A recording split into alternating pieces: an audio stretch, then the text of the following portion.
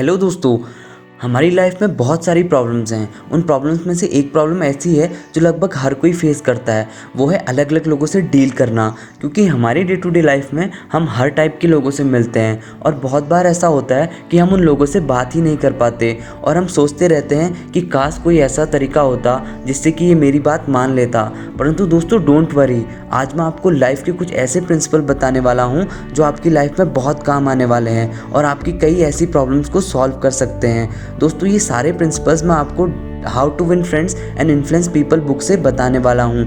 ये book Dale Carnegie ने लिखी है और उन्होंने इस बुक को लिखने में बहुत रिसर्च की है।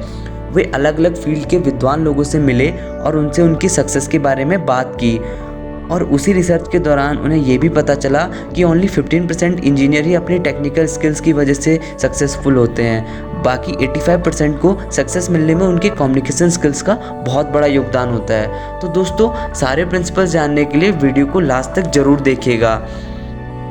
तो दोस्तों जो सबसे पहला प्रिंसिपल है वो है डोंट क्रिटिसाइज। मतलब चलो इसको एक बेहतर तरीके से समझते हैं। जॉर्ज भी एक इंजीनियरिंग कंपनी के सेफ्टी कोऑर्डिनेटर थे। उनकी जिम्मेदारी ये थी कि वो अपने एम्प्लॉय को देखें कि वो जॉब करते वक्त सेफ्टी कैप पहनते हैं या नहीं।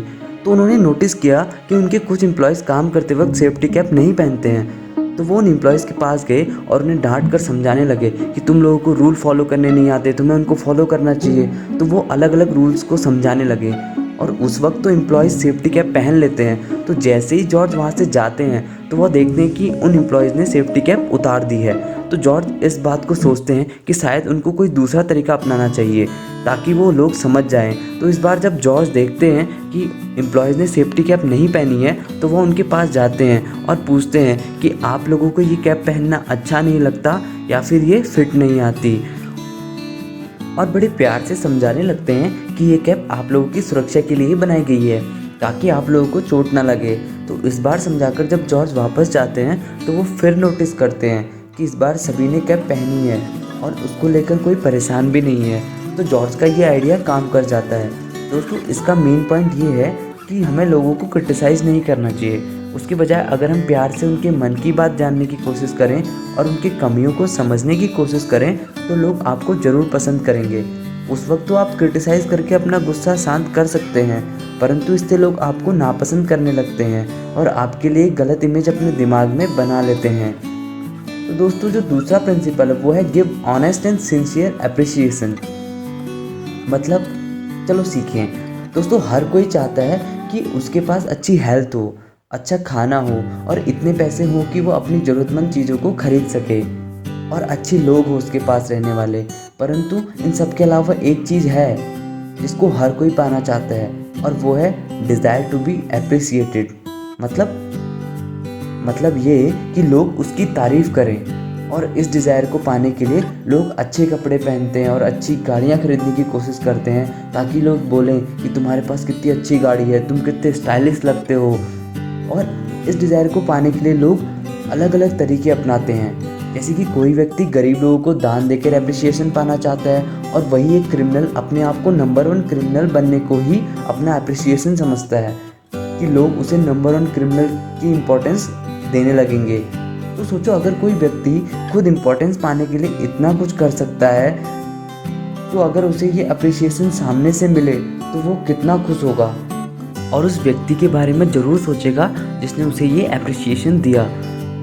ऑथर कहते हैं कि ज़्यादातर लोगों के रिश्ते एक लैक ऑफ अप्रिसिएशन के कारण टूटते हैं। चलो इसको एक बेहतर तरीके से समझते हैं। एक बार डेल कार्नेगी की क्लास के एक मेंबर ने उन्हें अपनी वाइफ की रिक्वेस्ट के बारे में बताया कि उनकी वाइफ चाहती है वो उसके बारे में 6 बातें बताएं जो उसे सुधारनी चाहिए एक अच्छी पत्नी बनने के लिए। तो उस मेंबर को आश्चर्य हुआ। मेंबर ने बताया कि उसके लिए बहुत आसान काम था। वो चाहता तो बहुत सारी बातें लिख सकता था, इवन उसकी पत्नी भी चाहती तो वो भी उसके बारे में बहुत सारी बातें लिख सकती थी उस मेंबर के बारे में। परंतु उस मेंबर ने कहा कि मुझे सोचने दो, मैं तुम्हें सुबह बताऊंगा। तो अगली सुबह उसने अपनी वाइफ के लिए 6 लाल गुलाब के फूल भेजे और एक नोट लिखा कि मैं कुछ भी चेंजेस नहीं चाहता, मुझे तुम ऐसे ही अच्छी लगती हो। जब शाम को मेंबर घर लौटा तो उसकी पत्नी दरवाजे पर खुशी से रोने लगी। तो दोस्तों एग्जाम्पल का मेन पॉइंट है कि हर किसी में कुछ ना कुछ बुराई और कुछ ना कुछ अच्छाइयाँ ज़रूर होती हैं और कुछ बुराई की वजह से हम ज़्यादातर लोग अच्छाइयों को नहीं देख पाते। इसलिए दोस्तों हमें अपनी लाइफ में लोगों को उनके छोटे छोटे कामों के लिए कॉम्प्लीमेंट देना चाहिए, इससे उन्हें खुशी मिलती है। उदाहरण के लिए दोस्तों, हमने कुछ दिन पहले कोरोना से लड़ रहे फ्रंट लाइनर्स जैसे पुलिस, डॉक्टर्स को उनके काम के लिए अप्रिसिएशन दिया, उन्हें थैंक यू बोला और उन्हें हमने इम्पोर्टेंस दिया कि वो हमारी कंट्री के लिए कितने इम्पोर्टेंट हैं। इससे उन्हें काम करने का मोटिवेशन मिला। इसी प्रकार हम अपनी लाइफ में भी अप्रिसिएशन देने की आदत डालनी चाहिए। दोस्तों जो थर्ड प्रिंसिपल है वो है arouse in the other person an eager want. चलो इसको समझते हैं।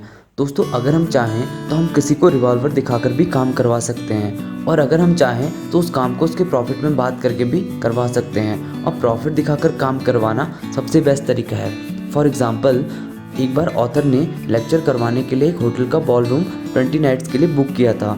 तो सीज़न के स्टार्टिंग में ही उन्हें बताया जाता है कि उन्हें 3 गुना ज़्यादा रेंट देना पड़ेगा। ऑथर तक वो न्यूज़ तब पहुंची जब उन्होंने टिकट बांट दिए थे और सारे अनाउंसमेंट कर दिए थे। ऑथर की रेंट पे नहीं करना चाहते थे। तो ऑथर मैनेजर से मिलने गए और मैनेजर से कहा कि मैं शॉक्ड हो गया जब मैंने तुम्हारा लेटर देखा, पर कोई बात नहीं, मैं तुम्हें दोष नहीं देता। अगर मैं तुम्हारी जगह पर होता तो मैं भी शायद यही करता, क्योंकि होटल के मैनेजर होने के नाते होटल को प्रॉफिट दिलवाना ही तुम्हारी सबसे बड़ी ड्यूटी है।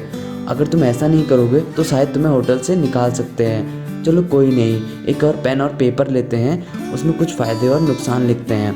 ऑथर 2 कॉलम बनाते हैं, एक में फ़ायदे लिखते हैं और एक में नुकसान। ऑथर फ़ायदे में लिखते हैं बॉलरूम फ्री, मतलब अगर तुम्हारा बॉलरूम खाली रहता है तो तुम उसे डांस और कन्वेंशन के लिए बुक कर सकते हो, क्योंकि तुम्हें इनसे मेरे लेक्चर से ज़्यादा पेमेंट मिलेगा। अब ऑथर डिसएडवांटेज बताते हैं कि मेरे से तुम्हें ज़्यादा पैसे मिलने के बजाय कुछ भी नहीं मिल रहा है, क्योंकि मैंने कहा कि मैं ये रेंट पे नहीं कर पाऊँगा, और जायज़ सी बात है मैं कोई दूसरा होटल ढूंढूंगा अपने लेक्चर्स के लिए। और एक और नुकसान है तुम्हारा कि मेरे लेक्चर्स में एजुकेटेड और कल्चर्ड लोग आते हैं, और ये तुम्हारे होटल के एडवर्टाइजिंग के लिए बहुत अच्छा है, और तुम इसी एडवर्टाइजिंग के लिए हर साल $5000 न्यूज़पेपर को देते हो, और फिर भी तुम इतने लोग अपने होटल देखने के लिए नहीं ला पाते जितने मेरे लेक्चर से आ जाएंगे। इतना बताकर ऑथर ने वो सीट मैनेजर को दे दी और कहा इन पर विचार करना और फिर मुझे बताना। दूसरे दिन ऑथर को एक लेटर मिलता है, उसमें लिखा होता है कि तुम्हारा रेंट केवल 50% बढ़ेगा, 300% नहीं। तो ऑथर इसलिए रेंट कम करवा पाए क्योंकि उन्होंने होटल के फ़ायदे के बारे में ज़्यादा बात की बजाय कि अपने फ़ायदे के बारे में। अगर ऑथर की जगह कोई दूसरा होता तो वो मैनेजर के पास जाता और चिल्लाता कि तुम ये कैसे कर सकते हो, अब तो मैंने टिकट भी बांट दिए, मैं नहीं दूंगा इतना रेंट, और इसी तरीके से बहस चलती रहती। अगर वो किसी प्रकार मैनेजर को गलत साबित भी कर देता तो फिर भी मैनेजर अपने प्राइड के कारण उसे बॉलरूम नहीं देता। इसलिए दोस्तों कोशिश करो कि हमेशा लोगों को उनके फ़ायदे समझाओ, ना कि अपने। दोस्तों ऑथर इस प्रिंसिपल के बारे में कहते हैं कि he who can do this has the whole world with him, he who cannot walks a lonely way. मतलब जो भी इस प्रिंसिपल का यूज़ करना समझता है तो उसका साथ पूरा वर्ल्ड देता है, और जो नहीं कर पाता वो अकेला रह जाता है। दोस्तों अगर आपको ये वीडियो पसंद आई तो प्लीज़ लाइक और शेयर कीजिए, और अपने सारे दोस्तों को इन प्रिंसिपल के बारे में बताइए, और मुझे कमेंट सेक्शन में बताइए कि आपको ये प्रिंसिपल कैसे लगे। और दोस्तों इसी तरह की इंस्पायरिंग वीडियोस के लिए आप हमारे चैनल को सब्सक्राइब कीजिए और नोटिफिकेशन बेल को ऑन कर लीजिए ताकि आपसे कोई वीडियो मिस ना हो। Thank you so much.